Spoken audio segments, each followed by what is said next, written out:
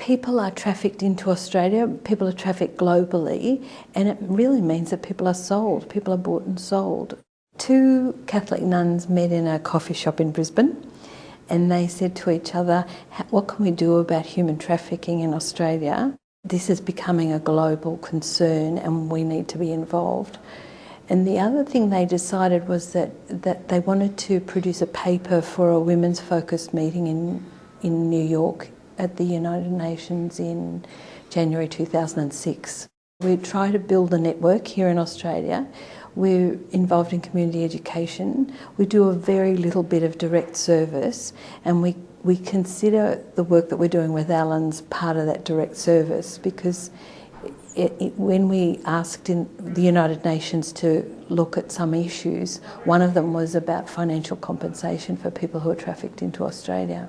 We thought that what we were asking was that Alan's might take up a few test cases for us so that women would have the support to go to the VOCAT, the tribunal, and actually ask for assistance.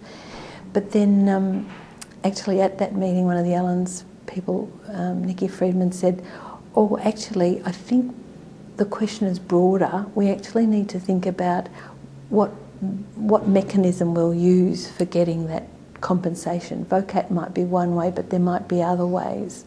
And so it's been a very exciting partnership, and we're just over the moon, because by Alan's taking up some cases, there's actually been a ball started to roll, and it's gathering momentum.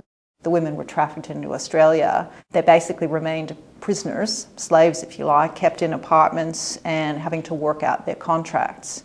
Their passports were confiscated, their visas were invalid, they could have been deported at any time. But clearly the women's motivation was to come over here, to work out their contracts and then try and make some money with a view to sending money home. That's really what it was all about for them, and to try and make a better life for themselves. Initially, I was really just to oversee these test cases, to bring 4 applications to the Victim of Crime Assistance Tribunal, VOCAT, and to try and set up some decent precedents so that more numbers could go through afterwards, even if Alan's wasn't going to be involved in that. Pretty quickly though, Nikki told me about the roundtable conference that she had discussed with Christine, and asked if I could also supervise putting together a background paper for the participants to read before they came along. Personally, I've become extremely interested in this area, which I didn't know anything about before. It's been very rewarding, and people like Christine and the work that her organisation does is just inspiring. When we first started working, the federal government even said that it didn't exist in Australia, whereas now I think, not just through our own work, because through movies, through a lot of television series that actually highlight the issue of human trafficking, you can actually see that it's really taken off as an issue for Australians.